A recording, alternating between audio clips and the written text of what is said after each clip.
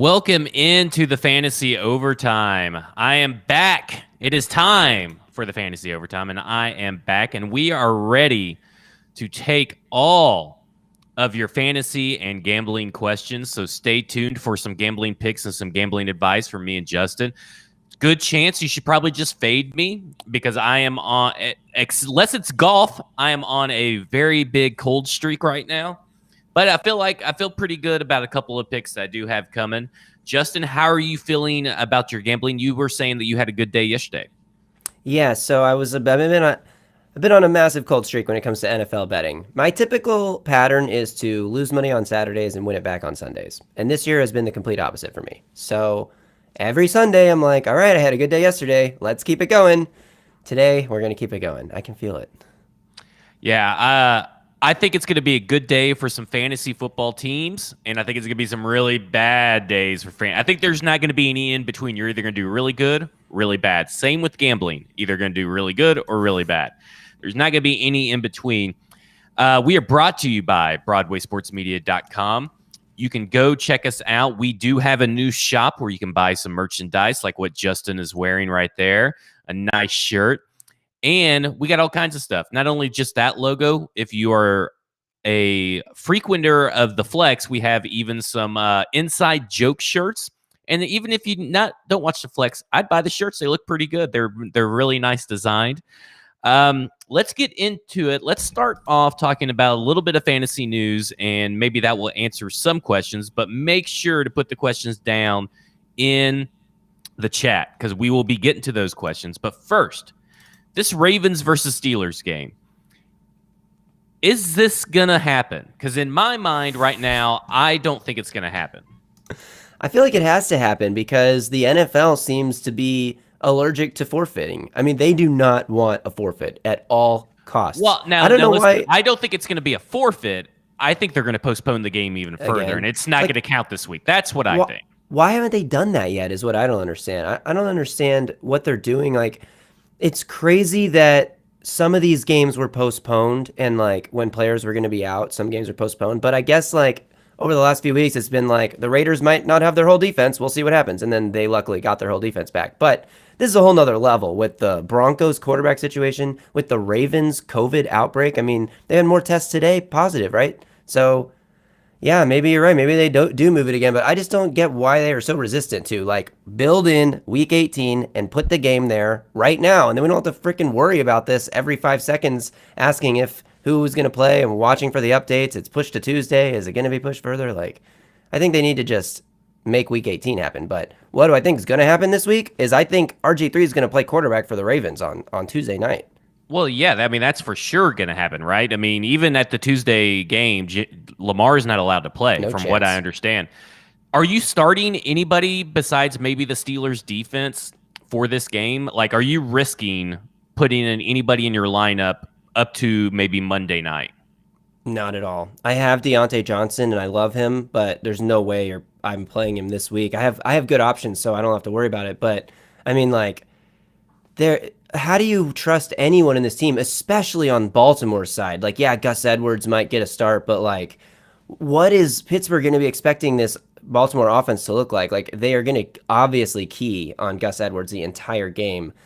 Same, like RG3, like you're not starting him against the Steelers defense, even if you're desperate, right? Like, so what players are you even playing this game? Mark Andrews, out. Mark Ingram, out. J.K. Dobbins, out. Lamar Jackson, out. Like, the best fantasy guys are all out with COVID, so I don't see. And they weren't even that great a fantasy team. So I'm with you. I am benching Big Ben. I do have the option that if the game's not going to get canceled because I am starting Carson Wentz, which we'll get to in a minute. If I have to, and the game is for sure going to happen on Tuesday, I can always put him in because Carson Wentz is a Monday Night Football game. So I'm kind of lucky and fortunate in that sense. But I know not everybody else is. So in my mind, I would be streaming a quarterback this week and not heading with Big Ben. I just think they're going to have to end up postponing it and moving it to something else. It's just something about it just doesn't sit right, especially with Steelers now. They haven't confirmed that nobody else has gotten it from their tests yesterday because those tests yesterday were high contact tracing players, people who tested positive. So we'll see. I mean, we know James Conner's gone.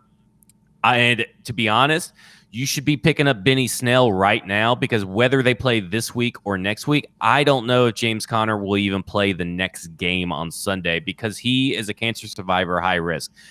He may play, but just in case, if he's out there, go pick up Benny Snell. So as I mentioned earlier, we're talking about Carson Wentz. We're getting a lot of questions. We are going to get to your questions, so please don't go, and just load them up. Just keep putting them in there. Is said today that Jalen Hurts has started taking first-team reps, and he will see some action where both quarterbacks are on the field come their game versus the Seahawks on Monday night.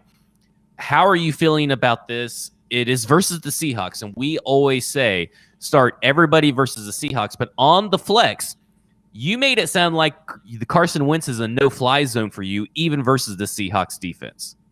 He is. Carson Wentz, I'm over Carson Wentz completely. I think Carson Wentz, is something broken inside Carson Wentz. I mean, it's kind of Marcus Mariota-esque, where he was good and he's just not anymore. It's not like he was never good. He just isn't good anymore. I don't know why. There's a lot of reasons it could be why. But I am so out.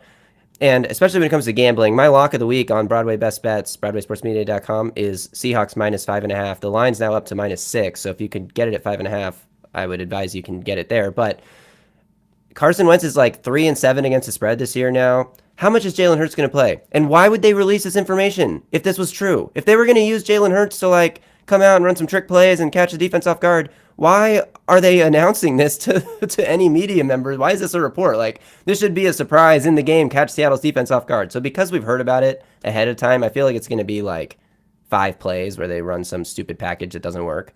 I'm so out on the Eagles. I think the Eagles are terrible. I think the Eagles are crashing and burning in front of our very eyes.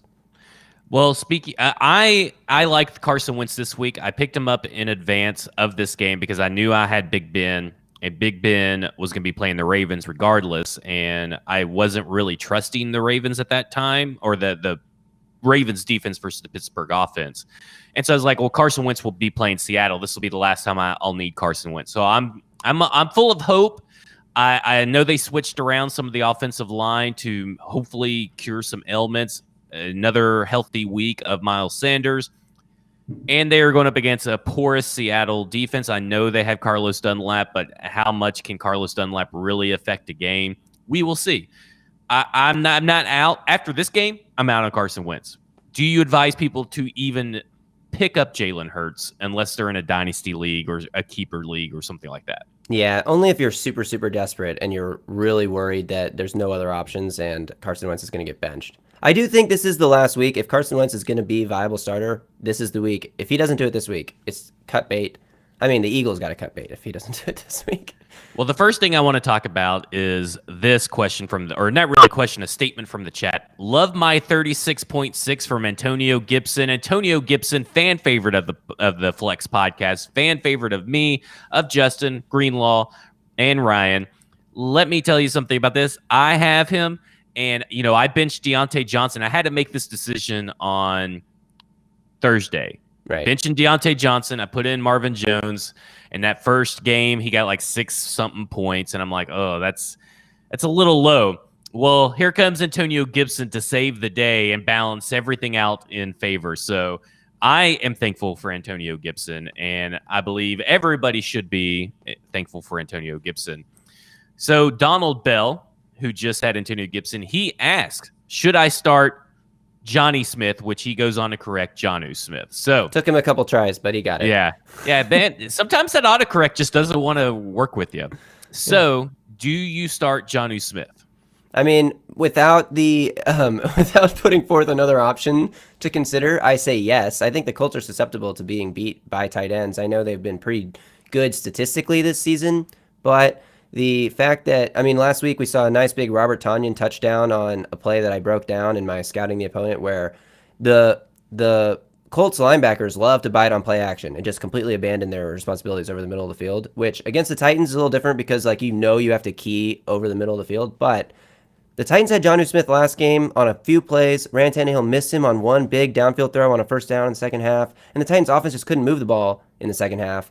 In the first half last week, last game against the Colts, Jonnu Smith was pretty decent. He scored a touchdown. I'm in on Jonnu Smith against the Colts. I don't see any reason. I think this Titans offense is going to be pretty effective today. Well, especially with all the injuries on the defense. Right. And I'm going to butcher his name, but Okukuri or whatever Bobby is Okereke. out. Yeah, Okereke is out. And I think that's going to put a lot of pressure on this team. And Derrick Henry is going to put a lot of pressure on this team, which is going to allow some play action passing. And I don't think Jonnu will have to be in to chip like he probably has been lately because they are without so many people. So it'll be interesting to see. I would be safe, like you said, without if you want to put your other options in there, we'll look at your other options. But right now I'm thinking Jonnu Smith as well is a safe start. Yeah. Next up, we got Ryan. He asks, Myers versus Arizona or Smith-Schuster versus Baltimore if they play? I think we both agree you're probably going to have to go Jacoby Myers because you don't know if they play. And then if they don't play, what are you going to do? Because the Patriots game is a Sunday game. Yeah, Sunday, first game, first kickoff. And I will say this.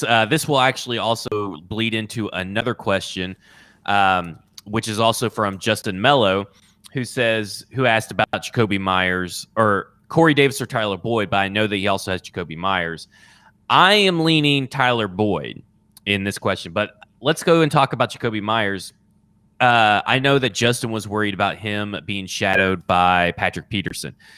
Very slim chance that he's going to be shadowed because he typically is going to be taking his snaps out of the slot with N'Keal Harry and Damiere Byrd on the outside, according to PFF. And in that instance, he would be covered by Byron Murphy. And he has about a 10% advantage in his matchup versus Byron Murphy. So I think Jacoby Myers is a safe play, and you shouldn't have to worry about Patrick Peterson. But I totally agree. And Arizona is allowing 26th most fantasy points to wide receivers. Jacoby Myers only had 3 targets last week, but he caught all 3 for 38 yards. In the 3 games before that, he had 10 targets, 14 targets, and 7 targets. So, this is a guy that Cam Newton is looking to get the ball to almost every time he drops back. Damiere Byrd, huge game, but that's more of a blip to me, more of an outlier. So, I think Jacoby Myers is a totally safe play today. Yeah. I think Tyler Boyd is safe. I know we talked about it off air. Brendan Allen is not that bad. And I know the offensive line is bad, but he's playing against Darnay Holmes in the slot, was who Tyler Boyd will see. That is a 32% advantage according to PFF's wide receiver cornerback matchup matrix. Now, yes, the offensive line sucks, so it's a big risk, but they're going to have to be more than likely constantly throwing anyway. Yeah. So he's going to see his fair share of targets, especially because he's in the slot. I'm a big believer that I would rank him Jacoby Myers, Tyler Boyd, Corey Davis. Yeah, I don't know. Corey Davis could go off today. I mean, the Colts' downfield defense looked really bad against Aaron Rodgers and Devontae Adams and the passing attack of Green Bay. Obviously, the Titans don't have that good of an attack, but the Titans are like the number 2 passing offense DVOA right now, or 2 or 3. So it's not like they can't throw the ball either. And Corey Davis has been on fire. I don't think he's been under 7 points in a game yet this whole season. So I think your rankings are fine, but honestly, I would probably, in my gut, play Corey Davis before Tyler Boyd, just because I'm afraid the Bengals offense is going to be a complete disaster today. What number does the Broncos have to get before you're putting money on them? And now let me say this. I don't know if you've looked at the first half, second half money lines for them, or I guess it would be the over-under and points scored. Broncos points scored in the first half is like 4.5 over-under, 5.5 in the second half. So they're only picturing them scoring about 10 points this whole game. So what number do the Broncos have to get on before you put a little bit of money on them to win? So the Saints are giving 16.5 right now. That number, when it came back up, it disappeared. New Orleans opened 5.5-point favorites when they thought Drew Lock was playing. Number went off the books last night when the news broke. Came back up at Saints laying 14, and it's climbed from there to minus 16.5. I still like the Saints at minus 16.5. Depends. The Broncos' defense is pretty good. 17 is about the number for me, though. I mean, I could easily see this being a 20-3 or worse game that the Saints just run away with. I mean, the Saints defense is playing like one of the best in the league, and the Broncos don't have time to install a new offense and like figure out a triple option type of rushing attack where they can try to maybe take them by surprise and move the ball. They have to run the game plan that they put in the whole week. And the reason they have a receiver starting is because he's probably the guy who knew the game plan the best. Like, the quarterback knows the entire offense, right? The receivers usually know the receiver part, but this guy's a former quarterback in high school or college maybe, and now he's Wake Forest. College, Wake Forest. So he just had to come out and, I mean, maybe he throws the ball a few times, but how much are they going to trust him to throw? The Saints defense is really, really good. I don't think the Broncos come within 20 points. It'll be interesting. I kind of see that the Broncos defense could give Taysom Hill some fits. It'll be interesting to see, but they do have Jameis Winston that can come in if Taysom Hill has a bad game to start off. And I could see the Saints defense getting points in this game, or at least setting the offense up inside like the 10-yard line type of deal. So Marquise Brown's projection is 0.2 right now. Now, this is knowing that the game is going on, but this is with RG3. This is the problem with the Ravens offense, is that there is no one that you can start on the Ravens offense. Right. It's just, I wouldn't start anybody, regardless if the game is played or not. And you have that silly, weak-ass rule where you can sub people. Well, I'm going to play my COVID player, but he may not play, so I'll be able to pick someone that I want to sub. Just pick the person that you're subbing in for and play him. Like, Agreed. Why even go through this little weak-ass rule? I hate that rule. One of my leagues does it, and I hate it. I think it's silly. Tell your league to get rid of that rule.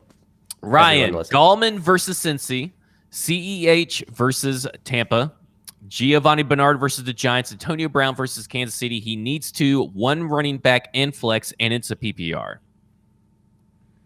Definitely Wayne Gallman against Cincinnati. And you believe in the Wayne Gallman hype? No, but I believe that Cincinnati's bad, and I believe that the Giants should win the game and that he has a chance at scoring a touchdown again. And then probably Antonio Brown, because I think that game's going to be a bit of a shootout. I'm not playing Giovanni Bernard behind that offensive line with Brandon Allen at quarterback. And, I mean, CEH is a good play for sure. Tampa has a good defense, though. They're stout up front. I feel like that's a game where Patrick Mahomes is going to have to get the job done more than the running back. So, I mean, a smart person would play CEH and Antonio Brown, but you could also play Gallman instead of CEH if you're worried. Yeah, I think because it's PPR, Antonio Brown is definitely a must put in because we see that he's the one guy that can catch all the lame ducks that Tom Brady is throwing. So you have to play him just for the PPR upside and maybe getting in a touchdown. I think it's a toss-up between CEH and Gallman this week. I agree Cincinnati's bad, but this whole Giants offense is bad, but we'll see. I mean, I really don't want to play anybody in this game, to be honest with you. To be honest. So maybe if you want to watch, which game are you going to watch? Are you actually going to watch the Chiefs or the Cincinnati Bengals versus the New York Giants, or are you going to watch the Chiefs versus Tampa Bay?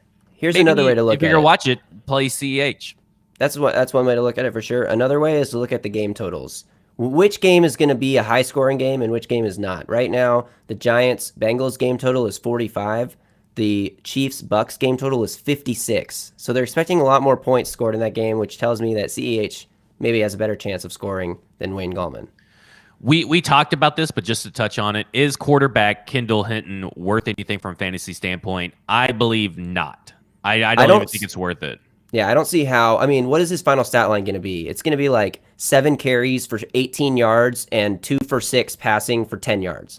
Yeah, you don't want. This is fantasy. You're fighting for a fantasy playoff spot. I wouldn't take the chance. But hey, if you're not doing anything and you're already out of the playoff race, go ahead and play him in. You know what's the worst that could happen? You're already out, right? True. We talked about this just a little bit. Justin Herbert is his quarterback today versus Buffalo. Feeling good about that? I think that this is an interesting game because just from a gambling standpoint, Buffalo is favored, laying 4.5 points, and the money's on Buffalo. But I like the Chargers. I don't think Buffalo's defense is as good as people think. I think the Chargers are playing really good football. Yeah, it's another road game, but the Chargers have been traveling to the East Coast and doing fine so far this year. I love Justin Herbert as a fantasy quarterback. I don't think you can go wrong. Now, someone in my other league is benching Justin Herbert or benching Aaron Rodgers for Justin Herbert. Do you think that's the right move? Aaron Rodgers plays Chicago. Seems like an overreaction, especially because you can watch Aaron Rodgers on primetime go win you a fantasy matchup. Wouldn't that be more fun? Yeah. Okay, non-PPR, Devontae Parker or Mike Evans. I lean Mike Evans. And here's why. He's probably going to get a touchdown at some point today. Devontae Parker, you don't know. I know this. He played the New York Jets last time they played with Ryan Fitzpatrick as the quarterback. He only got like 5.5 points, and that is a low floor. He's got a they both got low floors, but I think Mike Evans' ceiling is actually higher because he's playing against the Chiefs, and they're going to have to pass. Yeah, I agree with you. I do like Devontae Parker, though, if you're in a bind against the Jets, because the Jets are not good, and it's still a Miami Dolphins revenge Adam Gase type of game. Although I do like the Jets to cover the line, which is currently at 7.5. Oh, Jacksonville moved to 7.5. I like that, too. Okay, so we had, I think I skipped one. Oh, yeah. Ronald Jones or Raheem Mostert? This is a very good question, and I lean Raheem Mostert. Me too. And I And like the Niners today. The Niners are getting a lot of guys back today. They're not as bad as what you think. And we've seen that whoever is the running back there is going to get the ball and do well. And we've seen that Raheem Mostert does really well in this 49ers offense. We've seen Ronald Jones just be absolutely horrific, has the drops, has the fumbles. They doesn't play in the run. Yeah. This is a type of game that screams Leonard Fournette, because the Bucs are going to be on the field a lot playing catch up. I mean, both teams are going to be playing catch up with each other, but we saw it against the Rams. Like when they were trailing in the second half, Ronald Jones played like maybe one drive. That's not the game script for Ronald Jones today. Okay, Bengals D versus New York Giants or Arizona D versus New England. I have Baltimore, but feel like they won't play. Even if you had Baltimore, you should not be starting Baltimore with all the injuries they have, regardless, and all the people on there. I would say Arizona D. You have to play Arizona, but not because they're good. I mean, the Bengals are just so bad, and Daniel Jones has played really well. I mean, people started the Bucs defense against Daniel Jones a few weeks back, and that was not a good decision. So the Bengals defense is nowhere even nearly as good as the Bucs. Yeah. I think that there's going to be I think the Giants are going to score a lot in this game. I think it's going to be pretty easy for them. I think Daniel Jones is building confidence these last few weeks, and this whole team is. So, they're in the playoff race, right? So yeah, I think that the New York Giants, if you had the New York Giants D, I would be telling you to start them over Arizona, but I think you got to go Arizona here. It's not going to be pretty either way, but I think it's very much a coin flip. I mean, Cam Newton has a bit of a turnover issue too, so like you're better off there. Lockett or Justin Jefferson at the flex. Joe, how good is your team that those guys are your flex options? Wow. I know Adam Thielen is out. I don't know if that actually helps Justin Jefferson or not, but Tyler Lockett seems like the guy that is the play to make this week with playing against the Eagles defense. I 100% agree. Although I do think some people are maybe scared of the Panthers defense because they shut out the Lions last week, but like the Lions were atrocious. Matthew Stafford could barely throw the ball. I don't think the Panthers defense is suddenly good. So I think Justin Jefferson could have a good game, but 100% Lockett over him. Looking for an opinion, Taysom Hill, Matt Ryan, or Ryan Tannehill? And I know Julio Jones for them, but I know they're playing the Raiders. But the Raiders defense has looked pretty good. Matt Ryan without Julio Jones has been trash this year. Yeah.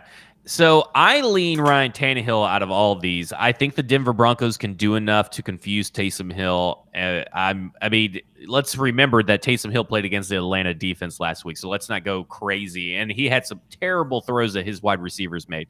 So I'm going Ryan Tannehill. Yeah, I would go Tannehill too. Let's see here. Okay, so going back to his question, should I start Johnny Smith? His other one is Waller. Oh, and I would start Waller. 100% 100% Waller. Yes. Must win week for me. PPR right now have Jalen Reagor and Michael Pittman in, but also have T. Higgins and Kenyon Drake as options. Have to pick two. I would probably pick Pittman and Drake. Yeah. That's where I would go. I would not trust Reagor or Higgins right now. And that has nothing to do with Higgins. It has everything to do with Reagor. I just don't think he's that good. But Higgins is got a horrible matchup coming his way. Yeah, Rager's going to be receiving balls from who? The worst quarterback in... Okay, I'm getting a little ahead of it. But seriously, no.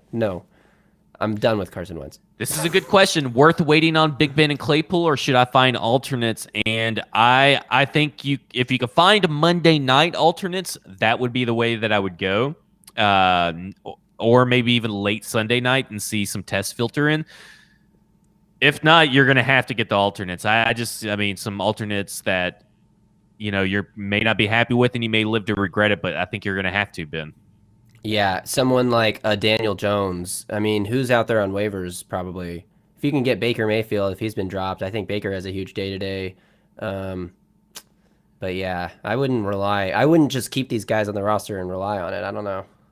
Okay, we got 3 questions, and then we'll get into some bets and some money-making bets. Evan Ingram or Johnny Smith, and I think I lean Evan Ingram on this one. Really? No, not that you said it. I'm going Johnny Smith. Yeah, me too. Yeah. Okay, second to last question. Christian Kirk versus Sterling Shepard. I'm going Christian Kirk. I haven't really heard Sterling Shepard's name this whole year, so I'm going Christian Kirk. Yeah, I think Houston was able to light up that Patriots secondary. So why shouldn't Kyler Murray? Kyler Murray maybe not running as much with a shoulder injury, so that might mean more throwing, which could mean more opportunity for Kirk. So I agree. Kenyon Drake or Edmonds? Feels like a Drake game to me, but I mean, I don't know. These guys have been like basically even for 2 or 3 weeks in a row since Drake came back. They've been pretty much even. Yeah, I'm feeling a Kenyon Drake game as well. So we'll go with that. So let's get in some gambling picks. And one of the things that I was able to grab earlier this week, which is why you should always be scouring the lines early in the week, was the Raiders were -3 at +100. And now they're -3 at what was it, 140 or 130, I think, when you checked last. So that was a huge swing in my favor. So you got to check these early in the week. Another one that I am really liking is I was able to grab the Titans money line early, but I am liking a Cleveland's defense slash special teams anytime touchdown versus the Glennon-led Jaguars. I don't hate that. The only thing I'll say is I am all over the over of this game, and so is most of the money. A lot of the public has taken the under because they've seen Cleveland play in these horrid weather conditions. Cleveland hasn't played on the road since like October, the middle of October. So Cleveland has not had to, their defense has not had to deal with like a good weather game in a long time. Obviously the Jags are a terrible offense, but Mike Glennon is, I think, a significant upgrade from Jake Luton. Like, no matter what you think of Mike Glennon, like, at least he is an NFL quarterback who has survived with a career for this long. Jake Luton is horrible. They were seeing what they had in the 6th-round pick, and what they have is a waste of a pick, right? So I think they can move the ball a little bit. I love the over. Started at 45. It's up to 48. I still take the over there. I would take it as high as 49. So I don't hate the idea of the Cleveland Browns scoring a touchdown and pushing that over up even more. But I also like the idea of this game being kind of a shootout. And I'm taking the Jags plus 7.5 because I don't think Cleveland's going to be rusty in this game. They got to like kind of figure out how to play in good weather again. Yeah. I also got early in the week Titans money line, Corey Davis over 52. This is a parlay, 52.5 receiving yards. Derrick Henry over 86.5 rushing yards, and AJ Brown anytime, Nyheim Hines anytime. Nyheim Hines over 25.5 receiving yards. So that's one parlay. The scariest one is the AJ Brown touchdown, I think, to me. He's been pretty good at getting in the end zone though, and they look for him in the red zone. So yeah.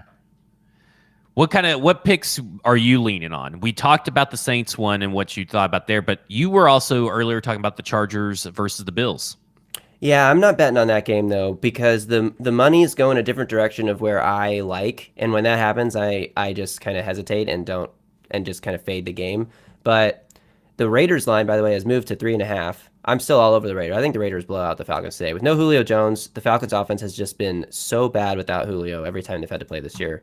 I liked the over in that game until Julio got ruled out, and now I actually kind of like the under 53.